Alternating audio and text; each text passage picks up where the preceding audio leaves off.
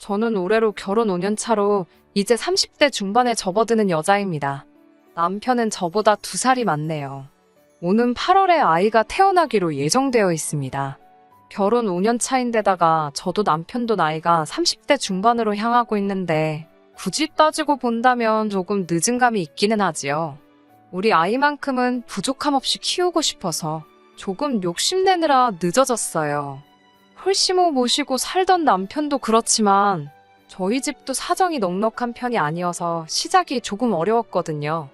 맨땅에 헤딩까지는 아니지만 그래도 별거 없이 시작해서 여기까지 왔어요. 칭찬이나 박수갈채까지는 바라지 않았지만 시모나 신우를 보니 가족이 어떻게 이럴 수 있나 싶을 정도로 고달픈 사연들이 많았습니다. 결혼 시작할 때부터 지금까지 저나 남편을 어떻게 생각했길래 사람이 그럴 수 있나 싶어요. 지금에 와서는 남편도 저도 행복합니다. 남보다 더 멀게만 느껴지던 시가족들, 이제는 이렇게 떼어내버리고 말았으니 솔직한 심정으로 제 속이 다 후련합니다. 아니, 굳이 따지고 들자면 신우와 시모의 갑질은 결혼 전부터, 남편이 저를 알기 전부터 시작되었겠네요. 남편과는 연애 1년 반이라는 길고도 짧은 시기를 거쳐서 결혼까지 결정하게 되었어요. 저도 30을 바라보고 있던 상황이었고 연애하면서 둘이 너무나도 잘 맞았기에 결혼을 결심하는 게 그렇게 어려울 건 없었습니다. 남편은 조금 서두르는 느낌이 없지 않아 있었는데 남편이 결혼 전에 어렵게 꺼낸 이야기는 그야말로 충격적이고 많은 고민을 하게 만들었습니다. 31살의 나이로 군대 전역과 대학 졸업 동시에 취직을 하게 된 남편은 나이는 젊은 편이지만 경력 6년 차의 베테랑 사원이었어요. 졸업한 대학교에 비해서 취직도 괜찮은 곳에 했고 어느 정도 유명한 회사에서 일을 하고 있었거든요. 제 또래에 취직 준비해보던 사람이면 이름 한 번쯤은 들어봤을 법한 계열사도 여러 개 가지고 있는 규모가 있는 회사였습니다. 6년차 직장인답게 연봉도 꽤나 높은 편이었는데 정작 결혼 준비를 앞두고 남편이 모아놓은 돈이 썩 많은 편이 아니었어요. 액수는 4천만 원이 조금 넘는 정도였습니다. 그 당시 남편이 받고 있던 1년치 연봉보다 안 되는 액수가 남편이 모아놓은 돈의 전부였습니다. 솔직히 많이 충격적이었어요. 왜냐하면 저 또한 4년차의 회사원이었고 회사도 연봉도 남편보다 제가 조금 떨어지는 편이긴 했는데 그런 저조차도 통장에 이미 6천만 원의 결혼 자금이 모여있던 상황이었거든요. 그렇다고 해서 연애하는 동안 제가 봐온 남편의 모습 중에서 과소비를 한다거나 소비에 있어서 절제를 못한다거나 비계획적인 지출을 한다거나 쓸데없는 데다가 돈 쓸 사람은 아니었거든요. 그래서 혹시 돈을 모으지 못한 부분에 대해 무슨 사정이 있는지 물어봤습니다. 남편은 솔직하게 말해줬어요. 아버지가 남편이 어릴 적 돌아가셨다는 사실은 연애하는 동안 이미 남편에게서부터 들어 알고 있던 이야기였는데 세세한 부분에 대해서는 따로 이야기해준 적은 없었거든요. 남편은 당시 홀시모 모시고 살면서 위로 누나가 한 명 있는데 누나도 아직 결혼을 하지 않아서 셋이서 다 같이 살고 있었어요. 남편의 누나, 그러니까 신우 또한 직장인이기는 한데 그간 집에 들어가는 거의 모든 비용, 생활비라든지 공과금이라든지부터 시모와 신우 용돈까지 전부 다 남편이 벌어오는 월급에서 나가고 있었다는 충격적인 사실을 전해주더라고요. 사실상 남편이 집안의 가장 역할을 하고 있었던 것이었지요. 숨기지 않고 말해준 용기가 참 가상했어요. 하지만 그렇다고 해서 정직하고 말고를 떠나 솔직히 누가 결혼 전에 그런 소리 들으면 기뻐하겠나요?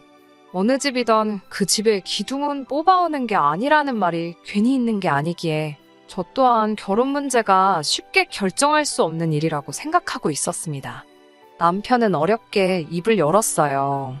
자기도 이런 상황에서 벗어나고 싶다고요. 처음에는 당연히 집안의 유일한 남자로 가족들을 먹여 살리는 게 자기한테 주어진 일이라고 생각했다고 합니다. 원래는 2살 위였던 누나가 돈을 벌고 있었기에 혼자서 힘들던 누나를 도와주고 싶었다고 해요. 그런데 신우는 남편이 취직을 한 그날에 다니던 직장을 그만두고 남편이 벌어오는 돈으로 놀고 먹었다고 하더라고요.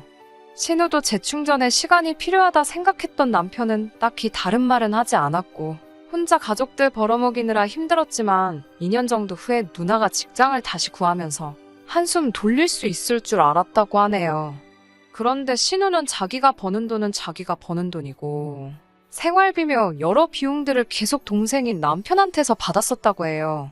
남편이 달리 불만을 가지고 살지는 않았는데 저에게 청혼을 했던 그 초에 신우가 자기 명의로 아파트를 하나 사게 되면서 생각을 고쳐먹게 되었다고 합니다. 서울 변두리에 있는 오래된 아파트이긴 하지만 자기는 6년이란 긴 시간을 일하면서 취미라고 할 만한 것도 가지지 못하고 죽어라 일만 했는데도 통장에 남아있는 돈이 한 푼도 없었다고 하네요.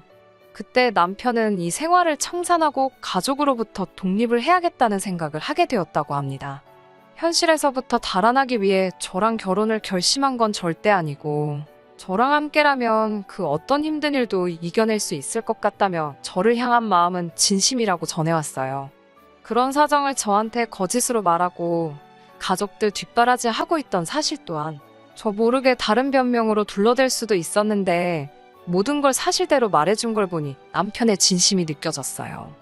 더 이상 가족들의 기둥이자 지갑으로 살지 않겠다는 말에 확신이 느껴져서 결국 저도 결혼을 하기로 결정을 하게 되었네요. 이래저래 해서 결혼 비용을 최소화하는 식으로 해서 돈을 좀 아끼기로 했어요.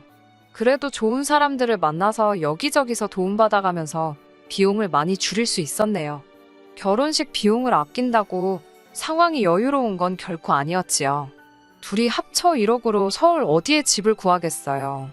말씀드린 대로 저 또한 친정에서 어떠한 지원도 바라기 힘든 와중에 아무리 남편이 여태껏 가장 역할을 하며 집안의 기둥 역할을 했다고 한들 상황 뻔히 알고 있는데 시댁 쪽에서 돈을 좀 더 해올 수 없다는 것도 잘 알고 있었습니다. 한참 대출도 알아보고 이래저래 백방으로 조금이나마 아껴보려 발품 손품 팔아가며 알아보고 있는데 신우와 시모가 저희 좀 보자고 할 이야기가 있다고 해서 자리를 만들었어요. 약속 장소에서 시어머니가 너희들 집을 구하고 있는데 돈도 모자라고 여러모로 애로사항이 많다고 들었다고 먼저 말을 꺼내시더라고요. 뭐 얼마를 지원해주겠다 하는 말은 기대도 안 했는데 저희가 고생하고 있다는 걸 알아주시니 남편도 시어머니의 그런 반응을 예상 못했는지 조금 놀라는 분위기였습니다. 이윽고 신우가 입을 열더니 자기가 자가로 아파트가 있는 건 알지 하며 말을 꺼내더라고요. 남편한테는 신우가 자가로 집을 가지고 있는 게 영린 같은지라 조금 심기가 불편한 표정이었어요. 남편한테서 생활비며 뭐며 다 뜯어내서 산 거나 마찬가지인 집이잖아요. 신우가 이어서 말을 하기를 자기는 그 집이 위치도 그렇고 출퇴근하는데 거리도 그렇고 해서 그 집에는 세를 주고 있는 상황이라 말해주더군요. 그런데 이번에 세입자가 나가게 되면서 새로 세입자를 구해야 하는데 너네가 들어가 살 생각이 있느냐 묻더라고요. 남편 자존심도 생각해야겠지만 더할 나위 없이 좋은 이야기 듣던 중 반가운 소리였지요. 남편도 한 수 접고 누나가 그렇게만 하게 해주면 고맙지 하면서 조금 숙이고 들어가더군요.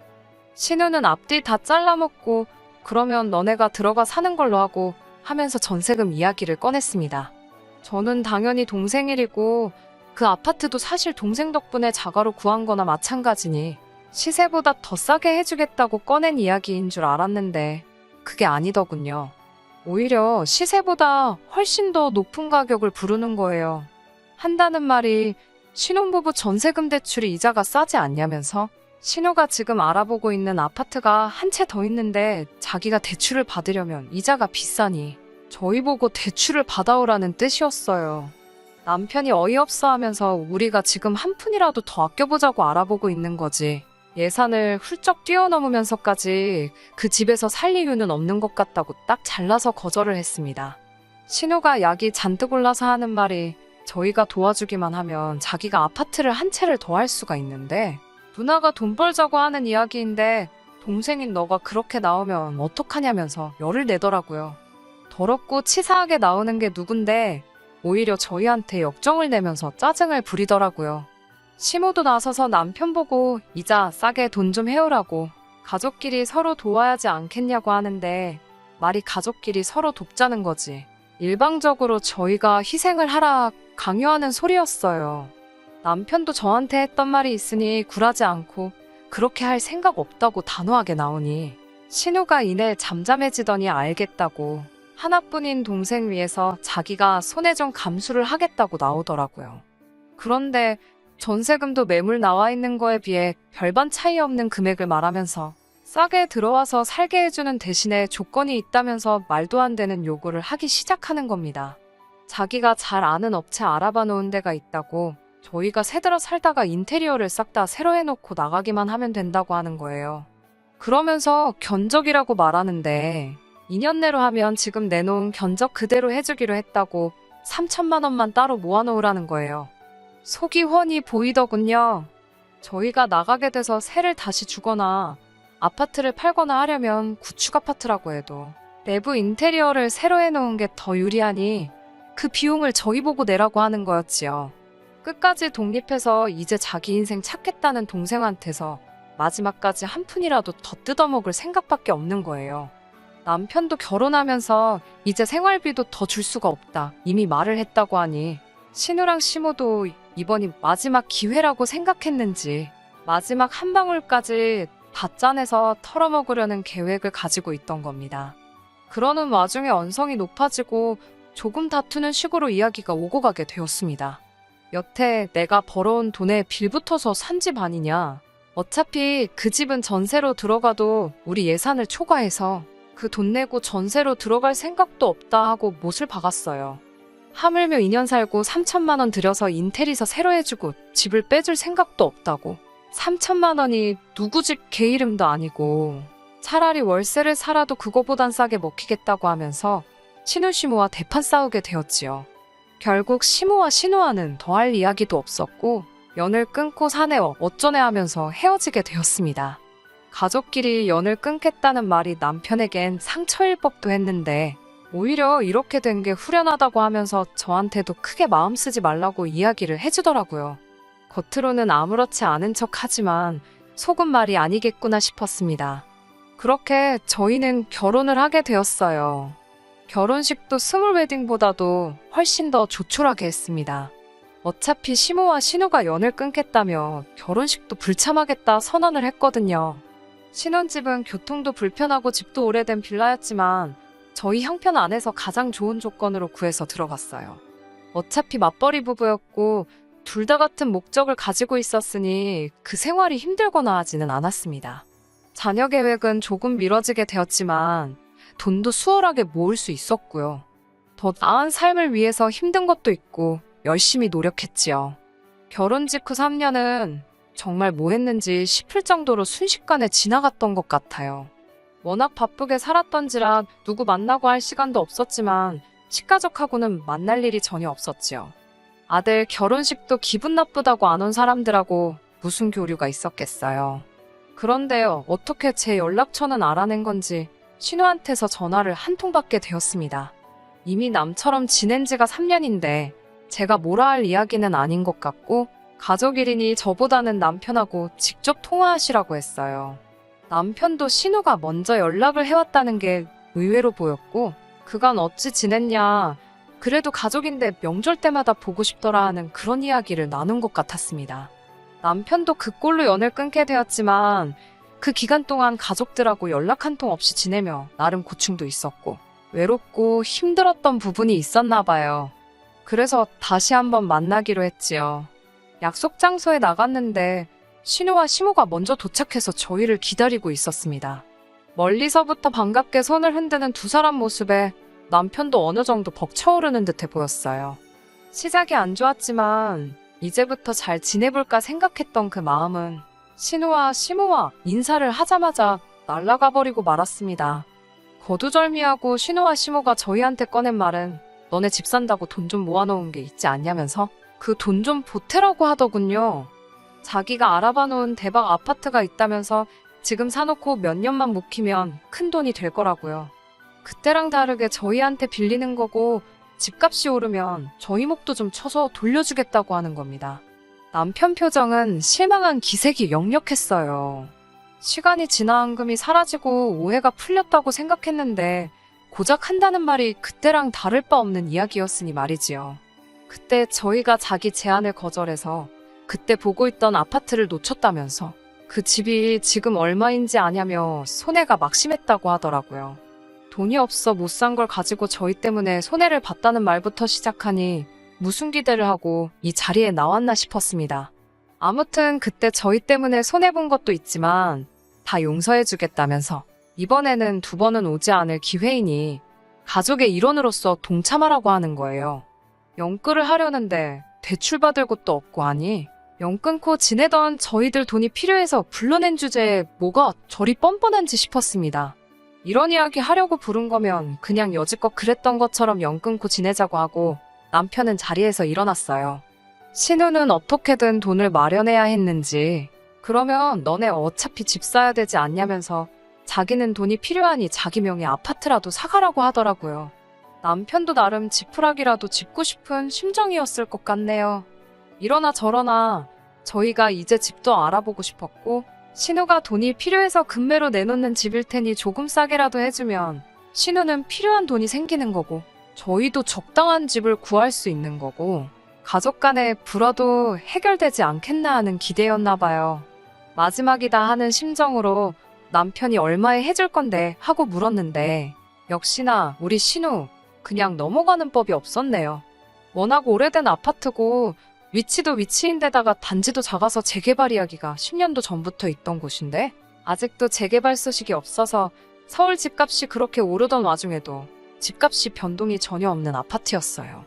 그런데 신우가 그 아파트 가만 냅두기만 해도 10억까지 올라갈 아파트라고 하면서 3억짜리 아파트를 저희 보고 5억에 가져가라고 하더군요. 몇 년만 지나면 저희들 앉아서 5억을 버는 거라고 하면서요. 남편이 자기가 무슨 기대를 한 건가 싶은 표정을 지으면서 누나 지금 미쳤냐고 제정신이냐고 한마디 하더라고요. 세상 어느 멍청이가 3억에 매물이 몇 개나 있는 아파트를 5억을 주고 사가겠냐고 하면서 제발 정신 좀 차리고 내 돈 털어먹을 생각 좀 하지 말라고 일침을 날리는데 제 속이 다 후련하더라고요. 급전이 필요하면 시세보다 싸게 파는 게 당연한 거 아니냐고 동생이라고 어떻게 한 푼 뜯어낼 생각하지 말고 엄마도 누나도 정신 차리고 사람답게 살라 말하고 자리에서 일어났습니다. 돌아가는 저희 뒤에다 대고 진짜 연을 끝내 어쩌네. 너 같은 놈은 가족도 아니네 하면서 소리를 지르는데 들은 척도 안 하고 집으로 돌아왔어요. 남편도 이제 더는 아쉬울 것도 없는지 세상 후련하다고 하면서 앞으로 우리 잘 될 생각만 하자고 가족들 정 때문에 잠깐 흔들린 모습 보여줘서 미안하다고 사과하며 다짐을 했습니다. 그리고 작년 늦가을에 남편과 제 명의로 드디어 아파트를 구하게 되었어요. 위치가 살짝 아쉽긴 하지만 거의 무일푼으로 시작해서 5년 만에 두 사람의 힘으로 이뤄낸 쾌거라고 생각해서 정말 기뻤네요.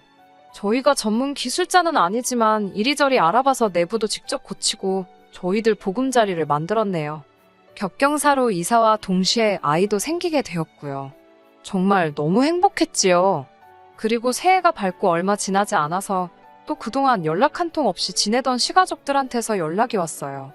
우리가 한 번 속지 두 번은 속지 않는다고 저희 잘 지내는지 궁금해서 연락했다는 말에 시큰둥하게 대답했습니다.